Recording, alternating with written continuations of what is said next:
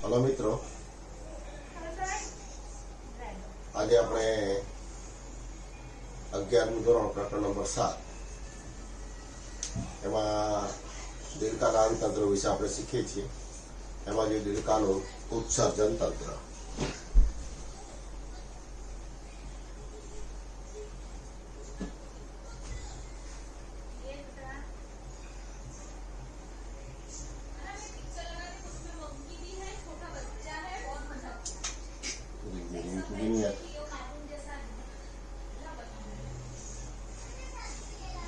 દીર્ઘકાનું ઉત્સર્જન તંત્ર આપણે લઈએ તો ઉત્સર્જન તંત્ર એટલે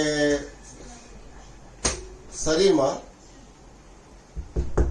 પ્રવાહી નાઇટ્રોજન યુક્ત જે ઉત્સર્ગ દ્રવ્યો બને છે એના નિકાલની પદ્ધતિ। પ્રવાહી નાઇટ્રોજન યુક્ત ઉત્સર્ગ પદાર્થોનો નિકાલ આને આપણે કહીશું ઉત્સર્જન। આગળ આપણે જોઈએ કે ઉત્સર્જન ઘન સ્વરૂપે પણ થાય છે। પાચન તંત્રને અંતે અપાચિત પદાર્થ ઘટ બને છે, જેને મળ તરીકે ઓળખીએ છીએ, અને મળ ત્યાગ સ્વરૂપે ઘન સ્વરૂપે એનો નિકાલ થાય છે।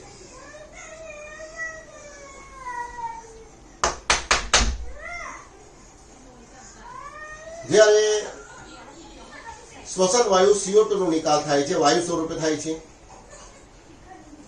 તો અહીં આપણે શીખવાનું છે પ્રવાહી નાઇટ્રોજન યુક્ત ઉત્સર્ગ દ્રવ્યોનો નિકાલ। તો એના માટે દેડકાની અંદર એક જોડ મુખ્ય ઉત્સર્ગ અંગ આવેલું હોય છે અને એનું નામ છે મૂત્રપિંડ। આ મૂત્રપિંડ ઉદર પ્રદેશમાં કરોડસ્તંભની બંને બાજુએ, બંને પાર્શ્વ બાજુએ ગોઠવાયેલા હોય છે। ઘેરા કથ્થઈ રંગના હોય છે અને વૃત્તાકાર જેવા હોય છે। તો અહીંયા આપણે જોઈએ દેડકાની અંદર આના મૂત્રપિંડની અંદરની જે કિનારી આ રીતે ખાંચાવાળી હોય છે, બહારની કિનારી બહિર્ગોળ હોય છે।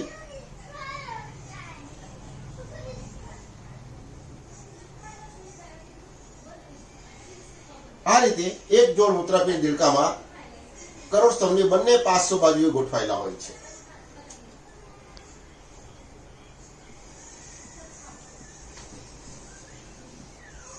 મૂત્રપિંડની બહારની કિનારી બહિર્ગોળ છે, અંદરની કિનારી સેજ ખાંચાવાળી હોય છે, અને આ મૂત્રપિંડ સાથે એની વક્ષ સપાટી પર એની અંદર જ એક અંતઃસ્ત્રાવી ગ્રંથિ ખૂંપેલી હોય છે, જેનું નામ છે એડ્રિનલ ગ્રંથિ।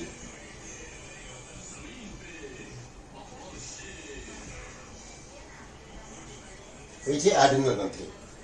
આ મૂત્રપિંડમાં મૂત્ર નિર્માણનું કાર્ય થાય છે, અને એના માટે એમાં અનેક ઉત્સર્ગ નલિકાઓ અથવા ઉત્સર્ગ એકમો આવેલા હોય છે, જેને નેફ્રોન્સ તરીકે પણ ઓળખવામાં આવે છે। તો ઉત્સર્જન માટે ઘણી બધી ઉત્સર્ગ નલિકાઓ અથવા ઉત્સર્ગ એકમો જેવી રચના જોવા મળે છે, અને એમાં નકામા પદાર્થ જે રુધિર મારફતે આવે છે, નાઇટ્રોજનયુક્ત ઉત્સર્ગ ઘટકો, એને ગાળી લેવામાં આવે છે અને એને મૂત્ર સ્વરૂપે ફેરવી નાખવામાં આવે છે।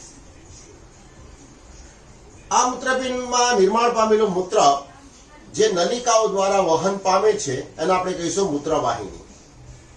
તો મૂત્રવાહિની મૂત્રપિંડની બહારની જે બહિર્ગોળ કિનારી છે એના પર્શ છેડા પરથી બહાર નીકળે છે અને અવસારણી સુધી લંબાયેલી હોય છે। અવસારણી એટલે આપણે જોઈ ગયા છે મળાશયનો પશ્ચ ટૂંકો છેડો। મળાશય મોટું આંતરડું, એનો પશ્ચ ટૂંકો છેડો કે જેની સાથે મૂત્રાશય અને જનન વાહિનીઓ જોડાયેલી હોય છે ને અવસારણી કહેવાય। તો આ મૂત્રનું વહન કરતી જે નલિકા છે અને આપણે કહીશું મૂત્રવાહિની, એના દ્વારા મૂત્રનું વહન થાય છે।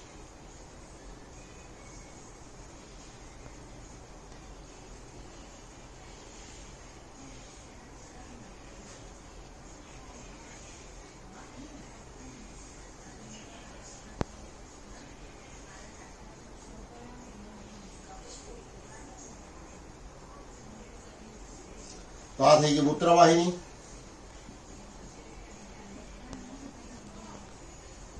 અને મૂત્રવાહિની અવસારણી સુધી લંબાયેલી છે, એને અહીંયા આપણે મળાશય બતાવી દઈએ અને એનો પાછળનો જે ભાગ છે એનો ઉપરનો છેડો કાપી નાખીએ તો મળાશયનો અવસાણીનો આ જે ભાગ આપણે કાપેલો બતાવીએ.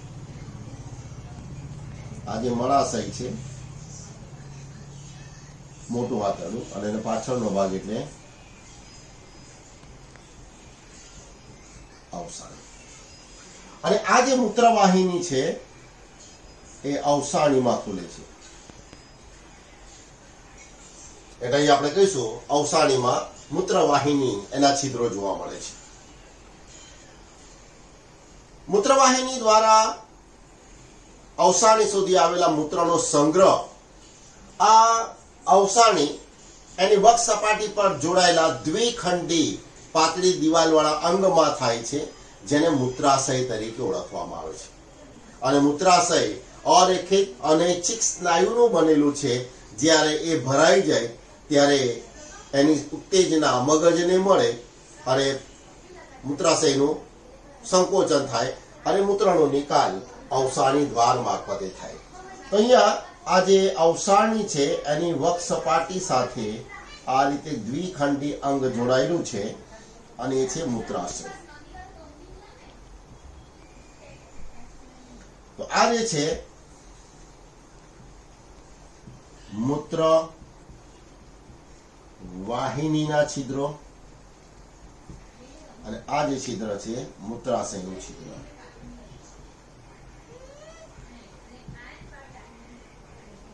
અને છેવટે આ દ્વાર ખુલે છે અને આપણે કહીશું અવસારણી દ્વાર. અવસારણી દ્વાર. તો હવે મૂત્રપિંડ દ્વારા જે મૂત્રનું નિર્માણ થાય છે મૂત્રવાહિની દ્વારા વહન પામે છે અને અવસાણી સાથે જોડાયેલા દ્વિખંડી અંગ પાતળી દિવાલવાળા મૂત્રાશયમાં એનો સંગ્રહ થાય છે. મૂત્રાશય ભરાય એટલે દિવાલનું સંકોચન થાય અને અવસાણી દ્વાર મારફતે આ મૂત્રનો નિકાલ થાય છે. તો દેડકાની અંદર જે ઉત્સર્જન થાય છે એ યુરિયા સ્વરૂપે થાય છે એટલે દેડકાને યુરિયા ત્યાગી કહેવાય અને એની ઉત્સર્જન પદ્ધતિને યુરિયા ત્યાગી ઉત્સર્જન પદ્ધતિ તરીકે ઓળખવામાં આવે છે. તો આ મૂત્રપિંડની અંદર જે મૂત્રનું નિર્માણ થાય છે તો નકામા દ્રવ્યો રુધિરમાંથી છૂટા પાડી લેવામાં આવે છે. તેના માટે આ મૂત્રપિંડ એની બરાબર વચ્ચેથી પૃષ્ઠ મહાધમની પસાર થાય છે. આપણે બતાવે ધમની છે અને પૃષ્ઠ મહાધમનીની શાખાઓ જે મૂત્રપિંડમાં દાખલ થાય છે 5 થી 7 જોડ હોય.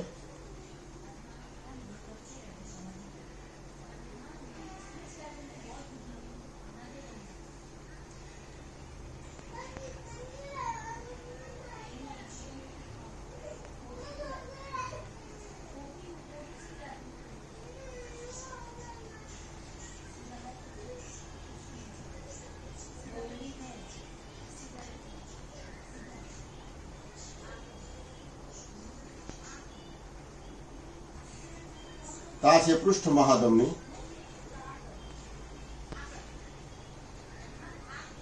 અને આ છે મૂત્રપિંડ ધમનીઓ.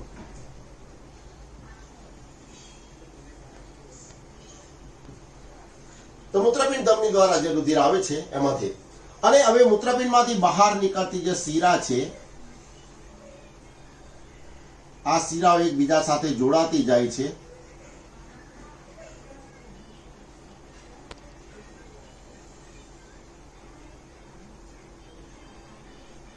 અને એ બનાવે છે પશ્ચ મહાશિરા.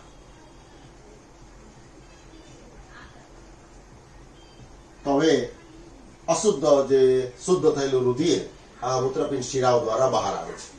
એ ઉપરાંત મૂત્રપિંડની આ જે કિનારી છે બહિર્ગોળ કિનારી ત્યાંથી મૂત્રપિંડ નિવાહિકા શિરા પણ દેડકામાં હોય છે.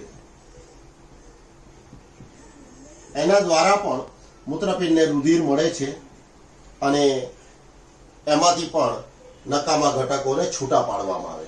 તો આ રીતે મૂત્રપિંડમાં જે રુધિર પસાર થાય છે મૂત્રપિંડમાંથી એમાંથી પ્રવાહી નાઇટ્રોજન યુક્ત ઉત્સર્ગ દ્રવ્યોને છૂટા પાડી દેવામાં આવે, મૂત્ર સ્વરૂપે ફેરવવામાં આવે અને આ મૂત્રવાહિની દ્વારા એનું વહન થાય, મૂત્રાશયમાં એનો સંગ્રહ થાય.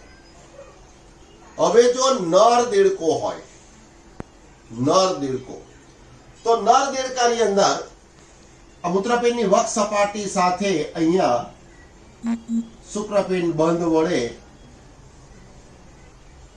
શુક્રપિંડ પણ જોડાયેલા હોય છે.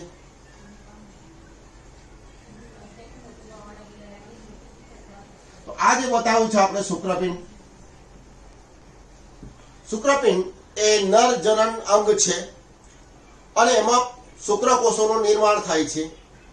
તો નર દેડકામાં શુક્રપિંડમાં નિર્માણ પામેલા શુક્રકોષો આ શુક્રવાહિકાઓ દ્વારા મૂત્રપિંડમાં દાખલ થાય છે અને પછી એ મૂત્રવાહિની દ્વારા જ વહન પામીને અવસારણી સુધી આવે છે. તો જો નર દેડકો હોય તેમાં મૂત્રવાહિની દ્વારા જ શુક્રકોષોનું પણ વહન થાય છે, એટલે નર દેડકામાં એ મૂત્ર જનન વાહિની તરીકે ઓળખાય છે.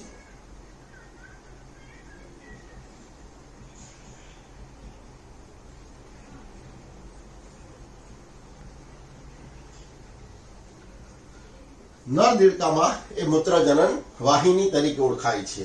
તો અહીંયા મૂત્રજનન વાહિનીય છિદ્રો આવશે, જ્યારે માદાની અંદર આ સ્થાને અંડપિંડ જોડાયેલા હોય છે, પણ અંડપિંડમાં નિર્માણ પામતા અંડકોષો મૂત્રપિંડમાં દાખલ થતા નથી, મૂત્રવાહિની દ્વારા વહન પામતા નથી.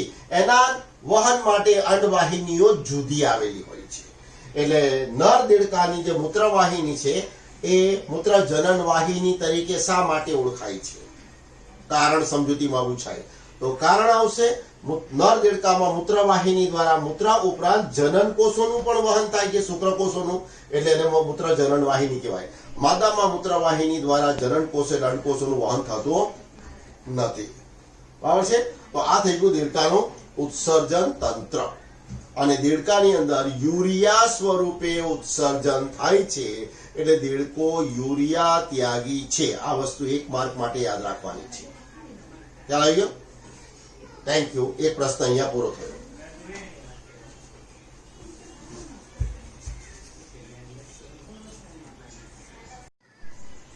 હવે મિત્રો, હવે આપણે જોઈએ 11જી વિજ્ઞાનમાં પ્રકરણ નંબર 7 ની અંદર દેડકાના તંત્રો પૈકી સંકલન અને સહનિયમન માટે કયા તંત્રો જોવા મળે છે? તો આપણે જોઈએ કે બહુકોષી પ્રાણીઓમાં શ્રમ વિભાજન જોવા મળે છે અને એમાં જુદા જુદા કાર્યો કરવા માટે જુદા જુદા અંગતંત્રોની રચના થયેલી હોય છે. આપણે અંગતંત્રો પણ આપણે દેડકામાં, આગળ અળસિયામાં, વંદામાં જોઈ ગયા પાચન તંત્ર, પરિવહન તંત્ર, શ્વસન તંત્ર, ઉત્સર્જન તંત્ર, પ્રજનન તંત્ર. તો આ બધા તંત્રો જુદા જુદા કાર્યો કરે છે, પણ આ તંત્રો વચ્ચે સંકલન અને સહનિયમન જરૂરી છે. જો એની વચ્ચે સંકલન ન હોય, સહનિયમન ન થાય, તો પછી કાર્યો એમાં મુશ્કેલી સર્જાય, એન્ટ્રોપી સર્જાય અને સજીવના જીવનને ભયમાં મૂકી શકે છે. તો આ બધા જુદા જુદા અંગતંત્રોના કાર્યોમાં સંકલન અને સહનિયમન માટે 2 તંત્રો રચાયેલા છે. નંબર 1 છે અંતઃસ્રાવી તંત્ર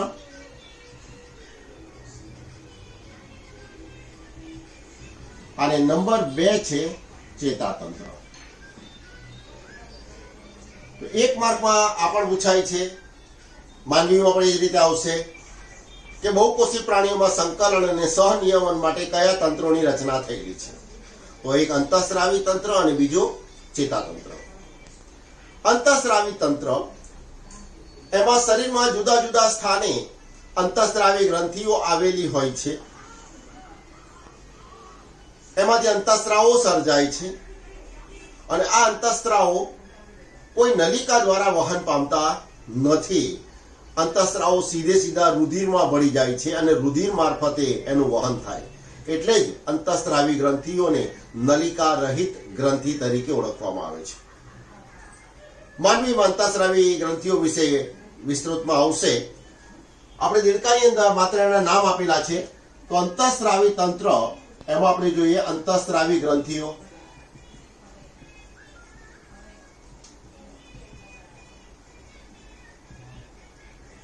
તો પહેલી ગ્રંથિ છે પિચ્યુટરી ગ્રંથિ.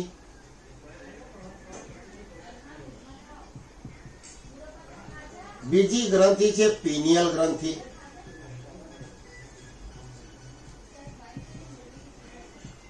ત્રીજી છે થાઇરોઇડ,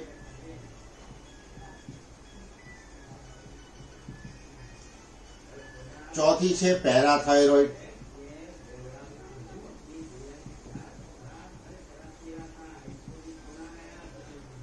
પાંચમી છે સ્વાદુપિંડ અને છઠ્ઠી છે એડ્રિનલ ગ્રંથિ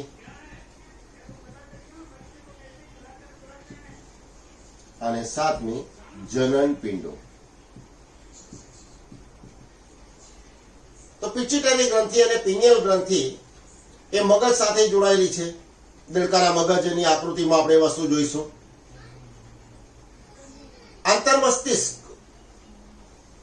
એની પૃષ્ઠ બાજુએ પિનિયલ ગ્રંથિ આવેલી છે અને એની વક્ષ બાજુએ પિચ્યુટરી ગ્રંથિ આવેલી છે. થાઇરોઇડ ગ્રંથિ આપણે માનવીમાં જોઈએ તો ગ્રીવા પ્રદેશમાં છે, પેરાથાઇરોઇડ પણ ગ્રીવા પ્રદેશમાં છે. જઠર અને પક્વાશય વચ્ચે બનતા યુ આકારના પાસમાં સ્વાદુપિંડ છે, જેમાં લેંગરહાસના કોષપુંજો આવેલા છે જે અંતઃસ્રાવી કોષો તરીકે કાર્ય કરે છે. અત્યારે આપણે આગળ જોઈએ કે આ મૂત્રપિંડ સાથે જોડાયેલી એડ્રિનલ ગ્રંથિ દેડકાની અંદર વક્ષ સપાટી પર મૂત્રપિંડની અંદર જ ખૂંપેલી હોય છે. માનવીમાં એ ગ્રંથિ છૂટી હોય છે. અને એ ઉપરાંત નર અને માદા પ્રાણીઓમાં જનન પિંડો હોય છે, શુક્રપિંડ અને અંડપિંડ. એમાં ખરેખર જનન કોષોનું નિર્માણ થાય છે. શુક્રપિંડમાં શુક્રકોષો, અંડપિંડમાં અંડકોષો, પણ સાથે સાથે એમાં કેટલાક અંતઃસ્ત્રાવો પણ સર્જાય છે. એ જાતીય ગૌણ લક્ષણો માટે પણ જવાબદાર છે. જનન કોષોના નિર્માણની ક્રિયાને પણ ઉત્તેજન આપે છે. એટલે જનનપિંડના જે અંતઃસ્ત્રાવો છે એને જાતીય અંતઃસ્ત્રાવો તરીકે ઓળખવામાં આવે છે.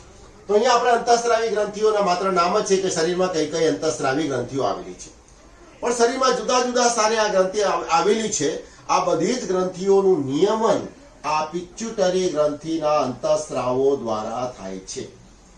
એટલે પિચ્યુટરી ગ્રંથિને મુખ્ય અંતઃસ્ત્રાવી ગ્રંથિ અથવા માસ્ટર ગ્લેન્ડ તરીકે ઓળખવામાં આવે છે. તો આ થઈ ગયું અંતઃસ્ત્રાવી તંત્ર. હવે આપણે લઈએ ચેતાતંત્ર. તો ચેતાતંત્રમાં શું શું જોવા મળે છે? ચેતાતંત્રના પ્રકાર આપણે લઈએ.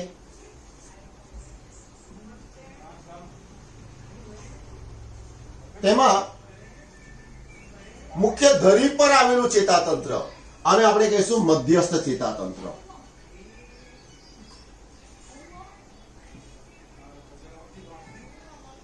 અને એની સાથે જોડાયેલા ચેતાઓ એનો સમાવેશ થાય છે પરિઘવર્તી ચેતાતંત્ર.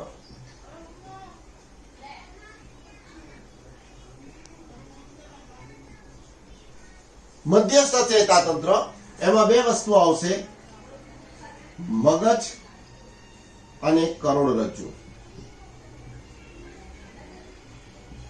મગજ અને કરોડરજ્જુ.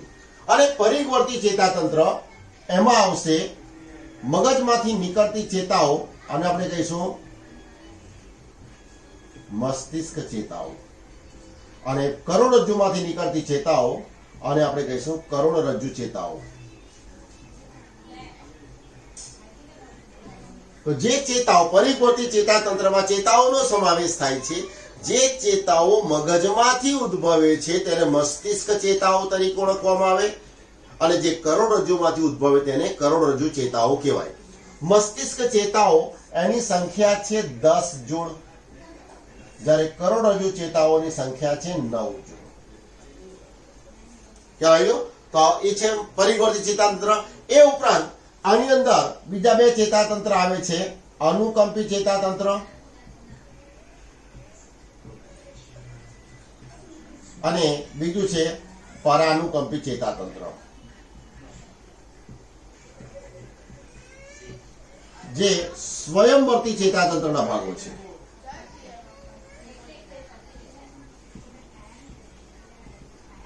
સ્વયંવર્તી ચેતાતંત્ર અને ઈચ્છાવર્તી ચેતાતંત્રના ભાગો છે. અનુકંપી ચેતાતંત્ર અને પરાનુકંપી ચેતાતંત્ર. એમાં અનુકંપી ચેતાતંત્ર છે એ આપણે જે ક્રિયાઓ શરીરને ઉત્તેજન આપે છે, લડોયા ભાગોની સ્થિતિ માટે એને તૈયાર કરે છે, જ્યારે પરાનુકંપી ચેતાતંત્ર એના કરતા વિરુદ્ધ અસર કરે અને શરીરની વિશ્રામી સ્થિતિ માટે તૈયાર કરે છે. તો બંને એકબીજા કરતા વિરુદ્ધ અસર કરે અને એનું નિયમન કરે છે. તો અનુકંપી ચેતાતંત્ર હૃદયની ક્રિયાઓને ઉત્તેજન આપે છે, હૃદયના ધબકારા વધારે છે, જ્યારે પરાનુકંપી ચેતાતંત્ર આ ક્રિયાને ધીમી પાડે છે. તો આ ચેતાતંત્રની રૂપરેખા થઈ ગઈ. હવે એમાં ખાસ કે જોવાનું છે દેડકાનું જે મગજ છે. કેટલીક વખત એની નામ નિર્દેશન વાળી આકૃતિ પૂછાય છે, પ્રેક્ટિકલમાં આપેલી જ છે, થિયરીમાં વસ્તુ આપેલી નથી. તો દેડકાની મગજ આની અંદર કયા કયા ભાગો આવેલા છે એ ખાસ આપણે સમજવાના છે. તો અહીં આપણે લઈએ દેડકાનું મગજ.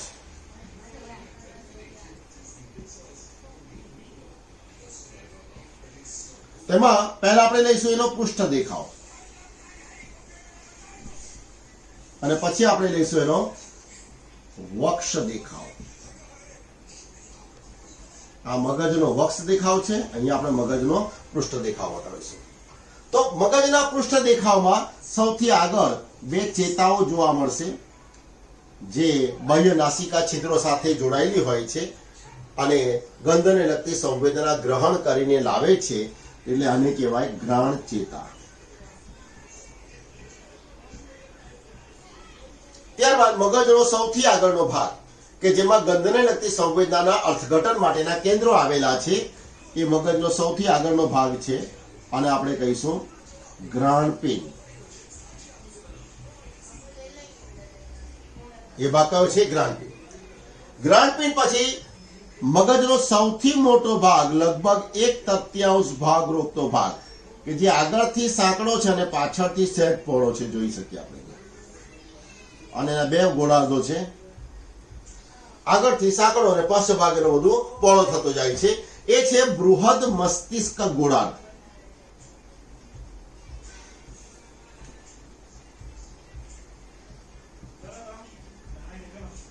એ છે બૃહદ મસ્તિષ્ક ગોળાર્ધો. અને ત્યારબાદ આપણે જોઈએ તો બે ત્રાંસા ગોઠવાયેલા ગોળ અથવા લંબગોળ એકમો જોવા મળે છે કે જે અગ્ર બાજુથી એકબીજાથી છૂટા છે, પાછળ છેડે એકબીજા સાથે જોડાયેલા છે, અને એ છે દ્રષ્ટિપિંડો. દ્રષ્ટિપિંડો કે જેમાં દ્રષ્ટિને લગતી સંવેદનાના અર્થઘટન માટેના કેન્દ્રો આવેલા હોય છે. અને દ્રષ્ટિપિંડ અને બૃહદ મસ્તિષ્ક વચ્ચેનો આ જે ભાગ છે આને કહેવાય આંતર મસ્તિષ્ક. આંતર મસ્તિષ્ક. અને એની અંદર બરાબર વચ્ચે અહીંયા પિનિયલ ગ્રંથિ આવેલી છે, અથવા આપણે એને કહીશું પિનિયલ દંડ. એની ઉપર પિનિયલ કાય એટલે કે પિનિયલ ગ્રંથિ એની સાથે જોડાયેલી હોય છે. ત્યારબાદ આપણે જોઈએ તો દ્રષ્ટિપિંડ જો નીચેનો જે ભાગ છે એમાં સાંકડો પટ્ટીવાળો ભાગ આ રીતે જોવા મળે છે કે જે માનવીમાં ખૂબ જ સુવિકસિત હોય છે. દેડકામાં અલ્પ વિકસિત છે. આનું નામ છે અનુમસ્તિષ્ક. અને પછી મગજનો સૌથી પાછળનો ભાગ કે જે આગળના ભાગ પહોળો છે અને ક્રમશઃ પાછળનો ભાગ એનો સાંકડો બનતો જાય છે, અને એ છે પશ્ચાનું મસ્તિષ્ક.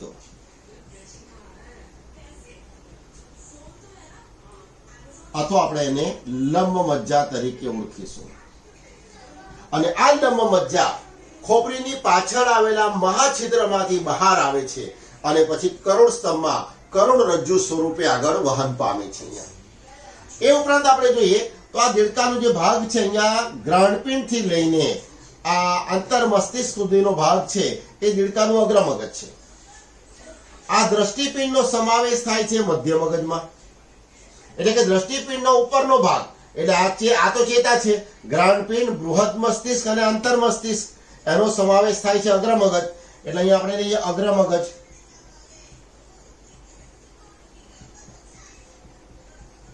આ ખાસ યાદ રાખવાનું છે તમારે. તો અગ્ર મગજના ભાગોમાં શું શું છે? તો પહેલું છે ઘ્રાણપિંડ, બીજું છે બૃહદ મસ્તિષ્ક અને ત્રીજું છે આંતર મસ્તિષ્ક. અગ્ર મગજ. હવે મધ્ય મગજ આવશે. તો મધ્ય મગજમાં માત્ર શું આવે છે? દ્રષ્ટિપિંડો, અને છેલ્લે આવશે પશ્ચ મગજ. તો પશ્ચ મગજમાં દ્રષ્ટિપિંડ પછીનો ભાગ એટલે અનુમસ્તિષ્ક અને પશ્ચાનુમસ્તિષ્ક. તેમાં આવશે અનુમસ્તિષ્ક અને પશ્ચાનું મસ્તિષ્ક. તો આ રીતે યાદ રાખજો, દ્રષ્ટિપિંડ એ બરાબર વચ્ચે છે, મધ્ય મગજમાં છે. દ્રષ્ટિપિંડનો ઉપરનો ભાગ એટલે ગ્રહણપિંડ, બૃહદ મસ્તિષ્ક, આંતર મસ્તિષ્ક અગ્ર મગજમાં છે, અને દ્રષ્ટિપિંડનો નીચેનો ભાગ અનુમસ્તિષ્ક અને પશ્ચાનું મસ્તિષ્ક એ પશ્ચ મગજમાં આવે. તો આમાંથી અગ્ર મગજનો ભાગ કયો, મધ્ય મગજનો ભાગ કયો, પશ્ચ મગજનો ભાગ કયો, 1 માર્કમાં MCQ માં પૂછી શકાય. એ ઉપરાંત અગ્ર મગજને ઢાંકતી અહીંયા રુધિર કેશિકા જાળ આવશે, જેને કહેવાય અગ્ર રુધિર કેશિકા જાળ.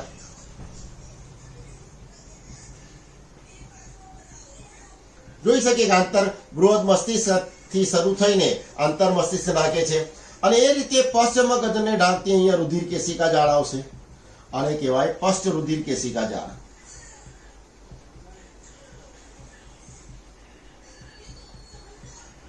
આ રીતે બે રુધિર કેશિકા જાળ છે, અગ્ર મગજમાં છે અગ્ર રુધિર કેશિકા જાળ, પશ્ચ મગજને ઢાંકે છે, અને આપણે કહીશું પશ્ચ રુધિર કેશિકા જાળ. તો આ થઈ ગયો મગજનો કયો દેખાવ થઈ ગયો, આ પૃષ્ઠ દેખાવ.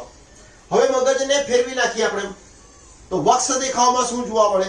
તો આ જ રીતે આપણે જોઈએ તો સૌથી પહેલા હશે ઘ્રાણ ચેતા, જે ઘ્રાણપિંડમાં અંદર સુધી લંબાયેલી જોવા મળશે. આના પછી આવશે ઘ્રાણપિંડ, પછી આવશે બૃહદ મસ્તિષ્ક ગોળાર્ધ,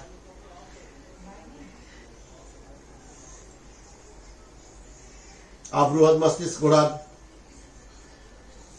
હવે એના પછી જે ભાગ છે તે જે દ્રષ્ટિપિંડનો ભાગ એમાં દેખાતો નથી, તો એની સાથે અહીંયા આપણે પશ્ચાનું મસ્તિષ્કનો ભાગ બતાવી દઈએ. આવ્યું? તો આજે બૃહદ મસ્તિષ્ક ગોળાર્ધ થઈ ગયો, આજે પશ્ચાનું મસ્તિષ્ક થઈ ગયું. તો આજે દ્રષ્ટિપિંડના જે ગોળાર્ધો છે અહીંયા સાઈડ પરથી દેખાયા કરે થોડાક ભાગો. તો આ થઈ ગયા દ્રષ્ટિપિંડો જે સાઈડ પરથી દેખાય છે, અહીંયા આપણે બતાવી દઈએ આ દ્રષ્ટિપિંડ. હવે દ્રષ્ટિપિંડ એમાં દ્રષ્ટિને લગતી સંવેદનાના અર્થઘટન માટેના કેન્દ્રો આવેલા હોય છે, અને દ્રષ્ટિને લગતી સંવેદના ગ્રહણ કરવાનું જે કાર્ય છે એ આંખનું છે. તો હવે દ્રષ્ટિપિંડમાંથી જે ચેતા ઉદ્ભવે છે, જમણી બાજુના દ્રષ્ટિપિંડમાંથી ઉદ્ભવતી જે ચેતા છે ડાબી આંખમાં જાય છે, અને ડાબી બાજુના દ્રષ્ટિપિંડમાંથી જે ચેતા ઉદ્ભવે છે એ જમણી આંખમાં જાય છે. એટલે જમણી બાજુની ચેતા ડાબી આંખમાં જાય, ડાબી બાજુની ચેતા જમણી આંખમાં, એટલે શું બને? અહીંયા ચોકડી બને. બરાબર છે? આને આપણે કહીશું દ્રષ્ટિ ચેતા ચોકડી.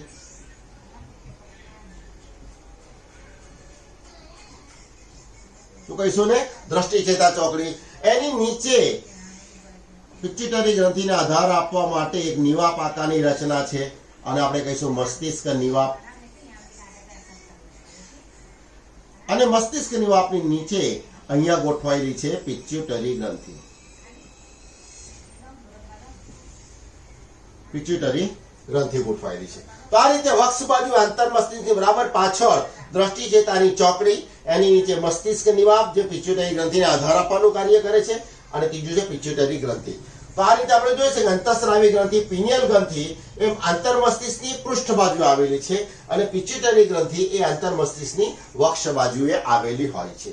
તો આ થઈ ગયું દેડકાનું મગજ અને દેડકાનું ચેતાતંત્ર. તો અહીંયા બે સંકલન અને સહનિયામકી તંત્રો થઈ ગયા, અંતઃસ્રાવી તંત્ર અને ચેતાતંત્ર. તો હવે છેલ્લે છે કે ચેતાઓનું કાર્ય શું છે? તો સંવેદના ગ્રહણ કરીને લાવે છે. તો એના માટે શરીરમાં સંવેદી અંગો પણ આવેલા છે, અને સંવેદી અંગો કયા છે? આપણામાં છે દ્રષ્ટિ સંવેદી અંગ આંખ, ગંધને લગતી સંવેદના લગતો અંગ એટલે નાક, એમાં બાહ્ય નાસિકા છિદ્રો જોઈએ આપણે, નાસિકા કોટર છે. સ્વાદ સંવેદી જીભમાં, શ્રવણ સંબંધી કાન, અને સ્પર્શ લગતી સંવેદના ગ્રહણ થાય છે ત્વચા દ્વારા. તો 5 સંવેદી અંગો આવેલા છે. તો એમાંથી દેડકામાં માત્ર 2 જ સુવિકસિત છે, એક આંખ અને બીજું કાન. બાકીના અંગો માત્ર ચેતાઓને છેડે કોષોના સંવેદી કોષોના સમૂહ સ્વરૂપે જ હોય છે. તો આ રીતે દેડકામાં સંવેદી અંગો કેટલા? 5 થઈ ગયા. દ્રષ્ટિ સંવેદી, ગંધ સંવેદી, સ્વાદ સંવેદી, શ્રવણ સંબંધી અને સ્પર્શને લગતી સંવેદના ગ્રહણ કરવા માટેના અંગો. એમાં સુવિકસિત કેટલા? માત્ર 2, આંખ અને કાન. બાકીના ચેતાઓને છેડે સંવેદી કોષોના સમૂહ સ્વરૂપે જ આવેલા હોય છે. તો આ દેડકામાં સંકલન અને સહન નિયામકી તંત્રો થઈ ગયા. Thank you all.